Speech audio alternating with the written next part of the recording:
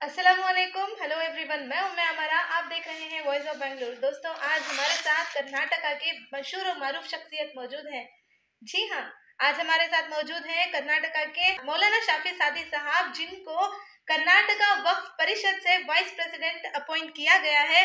सबसे पहले आपका हमारे चैनल में इस्तकबाल है सर, और वॉइस ऑफ बेंगलुरु की तरफ से आपको ढेर सारी मुबारकबादी सर। जी सर, आपको भी मुबारकबाद अता करता हूँ। मैं thank you Karnataka sir. Pradesh Congress Committee street vendors cell और मैं हमारा सोशल मीडिया प्लेटफॉर्म रिपोर्टर आपको मुबारकबाद अता करता हूँ। Thank you. और मेरा सबसे पहले आपका मेरा सबसे पहले आपसे ये सवाल है कि जो टेक एथिक जो इंस्टीट्यूट है, इसके बारे में आज हम बात करने वाले हैं।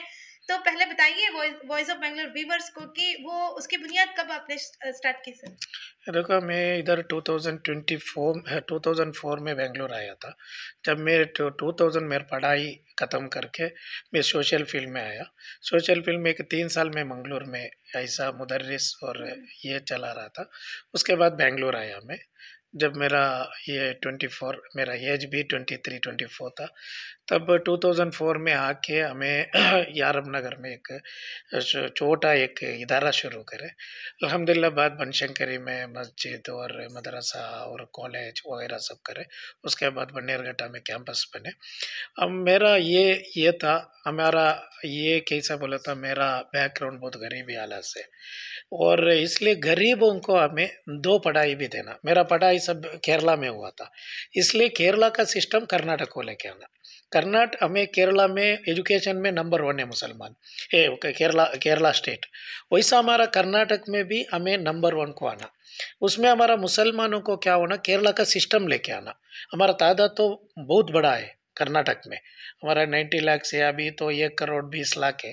हमारा तालीमी ये बहुत पीछे है। हमें 6% है हायर एजुकेशन में, 57% है हमारा प्राइमरी एजुकेशन में।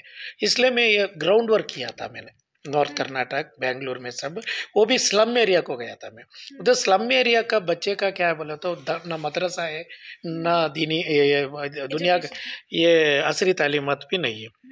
इसलिए मैंने क्या क्या सोचा, ये मेरा एक अल्लाह ने मुझे बहुत अच्छा एक ये मौका दिए। मैं गरीबों का पढ़ाई के लिए, गरीबों का एजुकेशन को ज़रा मेहनत करना, ज़रा ये प्लेटफॉर्म क्रिएट करना। इसलिए मैं सायदी एजुकेशन फाउंडेशन 2004 में शुरू किए। उसमें अल्हम्दुलिल्लाह हज़ारों बच्चे पढ़े। अभी बन्नेरघट्टा में बड़ा एक कैंपस भी आपको मालूम है, लेडीज़ भी है, जेंट्स लोग भी है। बहुत लोग मुफ्ती, आलिम मुफ्ती भी बन के केरला में, कर्नाटक में और दीगर हमारा वेस्ट बंगाल और असम और दिल्ली से, मुंबई से सब बच्चे आके इधर से मुफ्ती होके उधर मुफ्ती डिग्री लेके गए।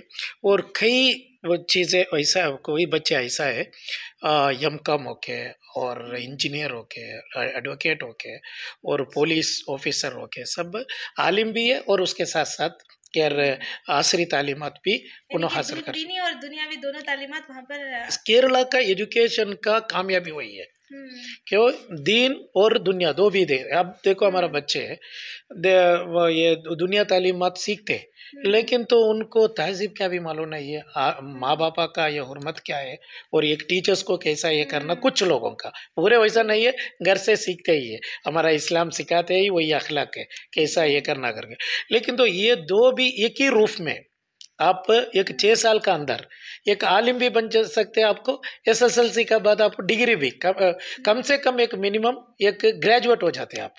वैसा एक अल्हम्दुलिल्लाह एक बहुत बच्चे हमारा कर्नाटक का बच्चे ये हमारा सायदिया में पढ़ के दीगर हमारा सूबे का हर एक ज़िला में भी काम कर रहे, और नॉर्थ कर्नाटक में भी बहुत मदरसा ऐसा ये माहौल में एक क्या चेंज करना चाह रहे थे।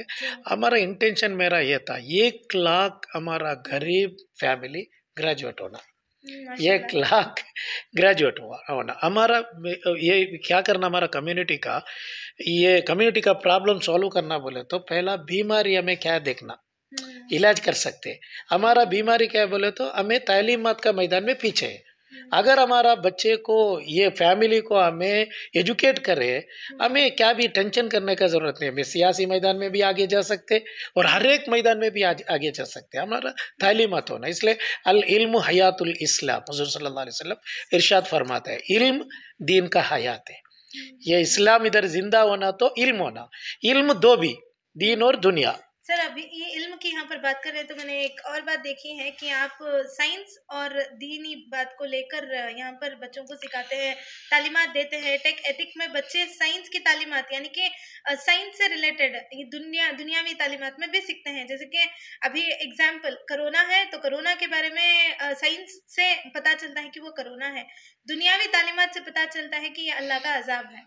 तो इसके बारे में आप बच्चों को किस तरह से समझाते हैं और किस तरह से बच्चे समझ रहे हैं? ये देखो हमें दीन और दुनियावी तालीम के बारे में पूछ रही हूँ। ये देखो हमें पहला आर्ट्स एंड कॉमर्स को हमें ये करे थे, उसके बाद हमें लेडीज़, हमारे लड़कियों, बहुत गरीब लड़कियों है, मिडिल क्लास का लड़कियों है, बहुत पढ़ाई में बहुत उनको ब्रिलियंट स्टूडेंट्स सब है, इसलिए हमें साइंस शुरू करना करके हमें शायद या lead star signs ladies campus शुरू करें बनेरघट्टा में।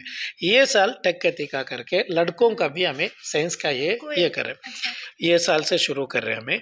एसएलसी पास होके 3 साल का 4 साल का कोर्स है, उसमें हमें आईआईटी, पीसीएमसी और पीसीएमएस दो भी हमें साइंस में दे रहे हैं।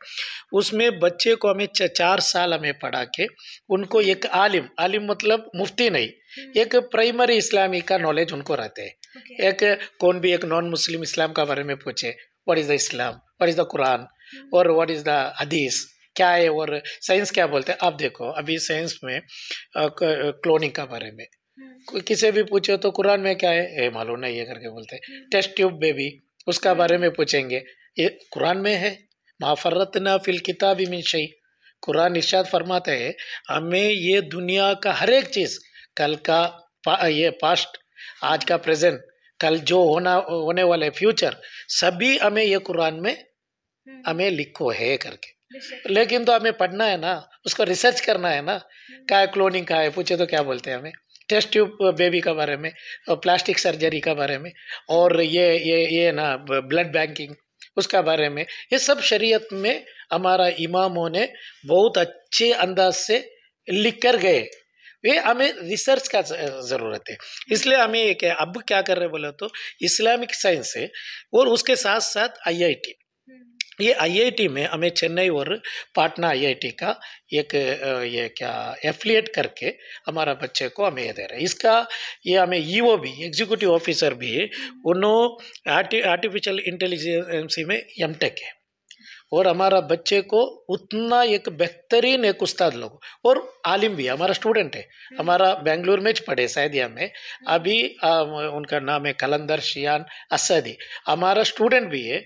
अभी लंदन का एक कंपनी में उन्होंने सीनियर सॉफ्टवेयर कंसल्टेंट होके काम भी कर रहे हैं और लंदन के कंपनी के साथ आलिम भी है। यह हमारा हेड है, इसका एजुकेशन हेड है।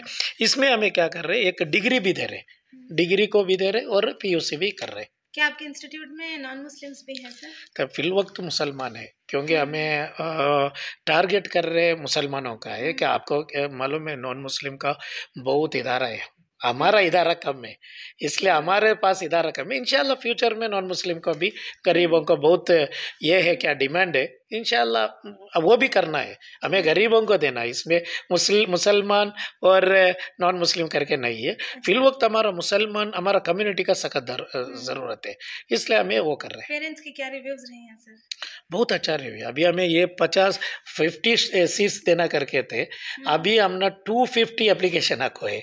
सिर्फ ये साल हमें 50 स्टूडेंट्स को एडमिशन दे सकते हैं, अभी 250 ये आको है, इसलिए हमें इंटरव्यू करके इसमें अच्छे बच्चे को चुन के इंशाल्लाह एक बेहतरीन नमूना बनाने का कोशिश कर रहे हैं। इंस्टीट्यूट है आपका वो सिर्फ साइंस के लिए है, यानी ये टेक एथिका सिर्फ साइंस के लिए है, और हमारा बनशंकरी में ये आर्ट्स भी आ सकते हैं, आप कॉमर्स को भी आ सकते हैं, या सिर्फ कॉलेज है और वो हॉस्टल है हमारा, कौन सा भी अप एंड डाउन का नहीं है। उनको पढ़ा के बैठा के उनको खाना पीना वो सब बन्नेरघट्टा और बनशंकरी में सब फ्री एजुकेशन है हमारा।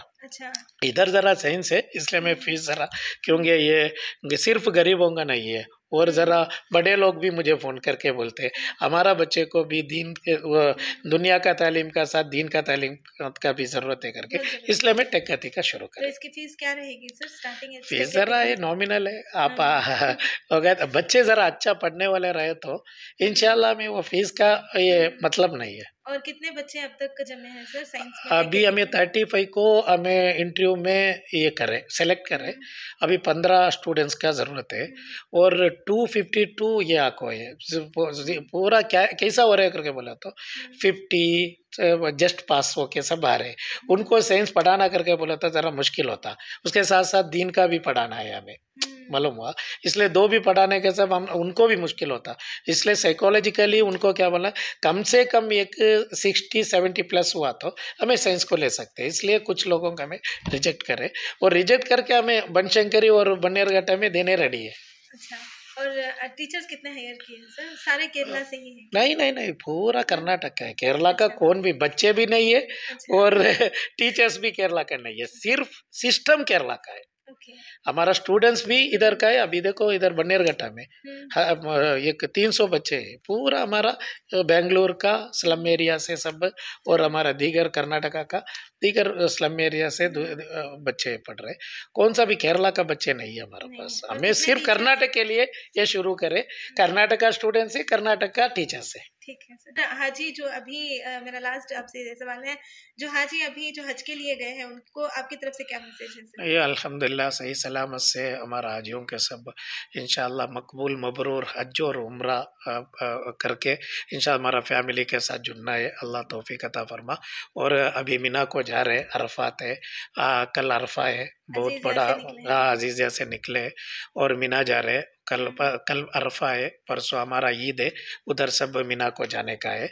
मैं सभी हाजियों को मैं मुबारकबाद अदा करता हूँ। इंशाअल्लाह आपका फैमिली के साथ और ये तंदुरुस्ती के साथ आफियत के साथ हम मकबूल मबरूर हज करके इंशाअल्लाह कर्नाटक वापस आएंगे। हमारा दुआ है इंशाअल्लाह आप सही सलामत रखें और आपका सफ़र आसान करें। जज़ाकल्लाह। दोस्तों अभी हमने बात की मौलाना शाफी सादी साहब ने, जिन्होंने बहुत अच्छी बातें बताई हैं, वे ऑफ उनकी थिंकिंग बहुत अच्छी एजुकेशन को लेकर, और आपसे आजिज़ाना गुजारिश है कि ऐसे एजुकेशन हासिल करने की आप जल्द से जल्द कोशिश करें जिसमें दीनवी और दुनियावी तालीम को यहाँ पर सिखाया जा रहा है। और माशाल्लाह से बहुत अच्छी बातें बताई हैं मौलाना शाफी सादी साहब से। आप हमें रब्ता कर सकते हैं और जल्द से जल्द कॉलेजेस में एडमिशन्स जारी हैं तो आप कॉलेजेस में एडमिट हो सकते हैं। एक और बात बताई है इन्होंने, साथ में हॉस्टल भी प्रोवाइड किया गया है बनशंकरी में, तो जो भी दूर से आ रहे हैं ऑल ओवर कर्नाटका से यहाँ पर आ सकते हैं और हॉस्टल की भी यहाँ पर सहूलत फराहम की गई है, तो हॉस्टल में रुक सकते हैं। मैं हमारा आगे की जानकारी से जुड़े रहने के लिए देखते रहिए वॉइस ऑफ बैंगलोर।